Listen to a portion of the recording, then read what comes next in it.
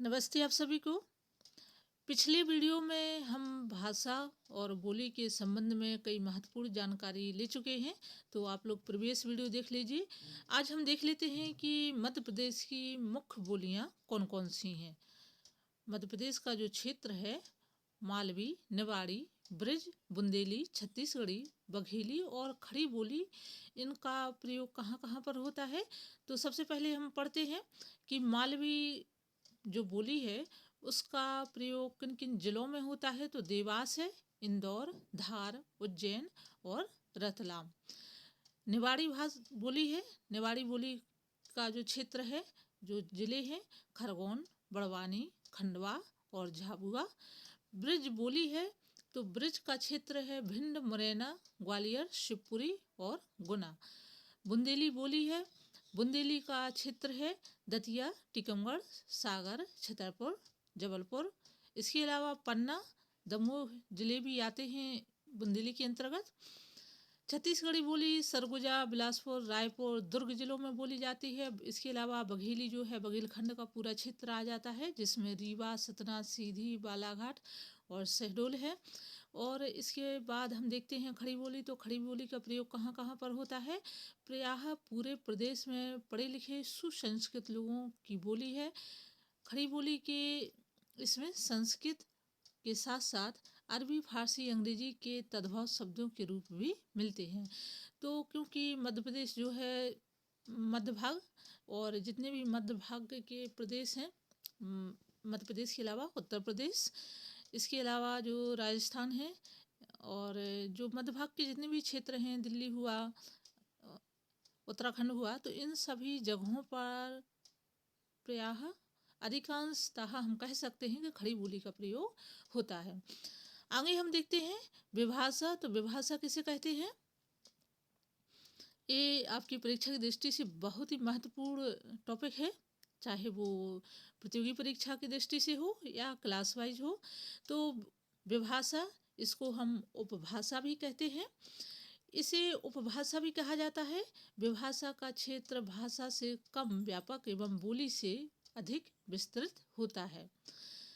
एक प्रदेश में अथवा प्रदेश के भाग में सामान्य बोलचाल, साहित्य आदि के लिए प्रयुक्त होने वाली भाषा को विभाषा कहते हैं। तो क्या इसकी परिभाषा दी गई है। एक प्रदेश में अथवा प्रदेश के भाग में, यानी कि किसी छोटे भाग में सामान्य बोलचाल, साहित्य आदि के लिए प्रयुक्त होने वाली भाषा जो है उसको विभाषा कहते हैं।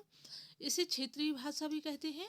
पूर्वी हिंदी, पश्चिमी हिंदी, राजस्थानी, बिहारी एवं गढ़वाली आदि जो विभाषाएं हैं वो इसके अंतर्गत आती हैं। हिंदी की 5 उपभाषाएं हैं और प्रत्येक उपभाषा की निम्नलिखित बोलियां हैं। तो कौन कौन सी हैं उपभाषाएं। सौरसैनी, सौरसैनी को पश्चिमी हिंदी के नाम से भी जानते हैं। और इसके अंतर्गत कौन कौन सी बोलियां आ जाती हैं। तो सौरसैनी के अंतर्गत ब्रजभाषा, खड़ी बोली, बांगरू, कन्नौजी और बुंदेली जो बोली है वो सौरसैनी अपभ्रंश के अंतर्गत पश्चिमी हिंदी उपभाषा या विभाषा के अंतर्गत ये बोलियां आ जाती हैं। अगली कौन सी उपभाषा या विभाषा है। तो राजस्थानी है। राजस्थानी के अंतर्गत मेवाती, मारवाड़ी, मालवी और जयपुरी बोलियां बोली जाती हैं। गुजराती उपभाषा के अंतर्गत सौराष्ट्री, यानी कि सौराष्ट्र में जो बोलियां हैं वो गुजराती विभाषा या उपभाषा के अंतर्गत आती हैं। अब हम देख लेते हैं अगली अर्धमागधी जो भाषा है, अर्धमागधी। तो इससे कौन कौन सी जो उपभाषाएं हैं वो विकसित हुई हैं। अर्धमागधी के अंतर्गत पूर्वी हिंदी में आ जाती हैं अवधी, बघेली और छत्तीसगढ़ी। इसके अलावा मागधी, भोजपुरी, मगही, मैथिली, बंगला, असमी और उड़िया। खस, तो खस भाषा बोली के अंतर्गत जो उपभाषा के अंतर्गत बोलियां हैं पहाड़ी, इसमें पहाड़ी में गढ़वाली, कुमायूनी और गोरखाली। ब्रांचड़, तो ब्रांचड़ के अंतर्गत आती हैं पंजाबी, सिंधी और महाराष्ट्री के अंतर्गत मराठी और कोंकणी जो उपभाषाएं हैं वो आ जाती हैं। तो ये अपना उपभाषा या विभाषा हुई। तो किसे कहते हैं उपभाषा, ये आपको परिभाषा दी गई है, इसके उदाहरण दिए गए हैं। अब हम देख लेते हैं मातृभाषा। तो मातृभाषा किसे कहते हैं? जो जिस प्रांत का होता है और उनके माता पिता, विशेषकर माता जो बोली बोलती है, वह मातृभाषा कहलाती है। भारत में बोलियों के अलावा 15 भाषाएं प्रमुख हैं जो वहाँ से संबंधित निवासियों की मातृभाषा है। इसमें से कौन कौन सी हैं? ये 15 महत्वपूर्ण भाषाएं हिंदी, मराठी, गुजराती, बंगला, असमिया, तेलुगु, तमिल, मलयालम, कन्नड़, पंजाबी, सिंधी, उड़िया और उर्दू, ये प्रमुख मातृभाषाएं हैं। इनको संविधान में भी स्थान प्राप्त हुआ है। प्रायः इन सभी भाषाओं में साहित्य की रचना की गई है, इसलिए इन्हें भाषा का दर्जा प्राप्त है। संविधान में 22 भाषाओं को मान्यता प्राप्त है, जिसमें से 15 भाषाएं भी हैं। राजभाषा। तो राजभाषा किसे कहते हैं? राजभाषा और राष्ट्रभाषा ये दोनों शब्द मिलते जुलते हैं, पर इनमें सामान्य और पारिभाषिक शब्द भिन्न हैं। अंग्रेजी में इनको ऑफिशियल लैंग्वेज और नेशनल लैंग्वेज कहते हैं। राजभाषा यानी सरकारी कामकाज की भाषा अथवा भारतीय संघ की भाषा। भारत का संविधान बनाते समय हिंदी को राजभाषा की मान्यता दी गई। 7 राज्यों में हिंदी राजभाषा है। शेष राज्यों में अपने अपने प्रदेश की भाषाएं हैं। सिंधी, संस्कृत, कश्मीरी किसी भी राज्य की राजभाषा नहीं है। ठीक है। तो वर्तमान में कितने 7 राज्यों को संविधान में मान्यता दी गई है हिंदी राजभाषा के रूप में। यानी कि जो राज्य हैं, प्रदेश हैं, उनका जो राजकीय कामकाज है वो किस में होगा? हिंदी भाषा में होगा। वैसे हम वर्तमान में यदि देखें तो भारत में 15 राज्य ऐसे हैं जो पूर्णतः हिंदी भाषी राज्य हैं। राजभाषा बनाने के लिए सरकारी कामकाज इसी भाषा में होना चाहिए, ऐसा संविधान में दिया गया है। शिक्षा का माध्यम, कार्य के निर्णय रेडियो और दूरदर्शन में राजभाषा का प्रयोग होना चाहिए, लेकिन हिंदी भाषी राज्यों की सुविधा को ध्यान में रखकर भारतीय संविधान में अंग्रेजी का प्रयोग सीमित समय के लिए रखा गया था। और ये सीमित समय कितना था? 15 वर्ष का था।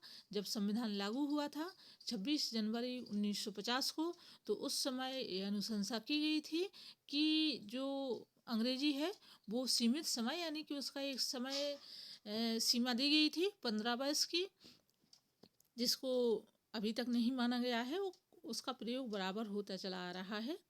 ये हिंदी का दुर्भाग्य है, ये हम कह सकते हैं। तो आप लोगों को ये सिर्फ राजभाषा के संबंध में जो इतनी जानकारी मैंने दी है आपको बताई है, ये याद रखना है। अब हम राष्ट्रभाषा देख लेते हैं कि राष्ट्रभाषा किसे कहते हैं। तो प्रत्येक स्वतंत्र राष्ट्र की एक सर्वसम्मत राष्ट्रभाषा होती है। राष्ट्रभाषा में राष्ट्र की संस्कृति, साहित्य और इतिहास की प्रेरणाएं निहित होती हैं, जो जनजीवन को प्रभावित करती हैं। बहुभाषी देशों में भी सभी भाषाओं को समान सम्मान मिलता है, लेकिन वहाँ संपर्क की एक भाषा होती है जो राष्ट्रभाषा कहलाती है। देश के विभिन्न प्रदेश अपने प्रदेश में अपनी भाषा का प्रयोग कर सकते हैं, किंतु वहाँ संपूर्ण राष्ट्र का प्रश्न आता है, वहाँ वे अपनी राष्ट्रभाषा का ही प्रयोग करते हैं। स्वतंत्रता प्राप्ति के पश्चात भारतीय संविधान में हिंदी को राष्ट्रभाषा का पद दिया गया। अब यदि आपको लिखना पड़े कि भारतीय संविधान में हिंदी को राष्ट्रभाषा का दर्जा दिया गया कि राज्य भाषा का, तो ये याद रखना है कि व्यावहारिक तौर पर राष्ट्रभाषा का दर्जा दिया गया, और ये कोई लिखित नहीं है संविधान में। लिखित रूप में सिर्फ राज्य भाषा के संबंध में ही जानकारी दी गई है। तो संविधान में लिखित रूप में हिंदी को राज्य भाषा माना गया, ना कि राष्ट्रभाषा। राष्ट्रभाषा उसी तरह महत्वपूर्ण है जैसे राष्ट्रगान, राष्ट्रध्वज अथवा राष्ट्र चिन्ह। वह पूरे राष्ट्र की संस्कृति की अभिव्यक्ति का सशक्त माध्यम है। इसी भाषा से उस व्यक्ति, समाज, देश का व्यक्तित्व झलकता है। राष्ट्र के लिए संपर्क भाषा शब्द भी प्रयुक्त होता है। संपर्क यानी कि पूरे राष्ट्र की, एक देश की जो भाषा होती है उससे उस भाषा के माध्यम से अन्य देशवासी या जो विदेशी वो संपर्क बना सकते हैं। भारत में आपसी संपर्क बन सकता है या किसी भी देश में आपसी संपर्क बन सकता है एक भाषा के माध्यम से, तो उसे हम संपर्क भाषा या राष्ट्रभाषा कहते हैं। हिंदी को राष्ट्रभाषा बनाने का प्रमुख कारण यह है कि देश में इसके बोलने वाले 52% से अधिक हैं। कितने हैं? अभी ये पुराना आंकड़ा है और नया आंकड़े कुछ और ही बताते हैं कि भारत में हिंदी बोलने वाले की संख्या 52% से अधिक है। यही एकमात्र ऐसी भाषा है जो सभी प्रांत में किसी न किसी रूप में समझी जा सकती है। देश के साथ हिंदी राज्यों में हिंदी मातृभाषा के रूप में प्रयुक्त होती है। हिंदी का उद्भव संस्कृत परंपरा से जुड़े होने के कारण समस्त आर्य परिवार की प्रांतीय भाषा शब्दावली हिंदी से जुड़ी प्रतीत होती है।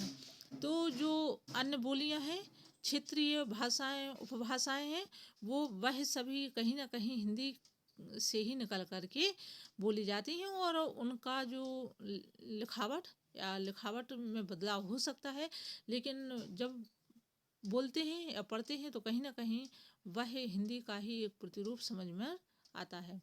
तो ये भाषा के संबंध में आपको वीडियो दिया गया है। उम्मीद है कि आपको वीडियो अच्छा लगा होगा और हम फिर मिलते हैं नई वीडियो नई जानकारी के साथ। तब तक अपना ध्यान रखिए, पढ़ाई अच्छे से करिए। धन्यवाद।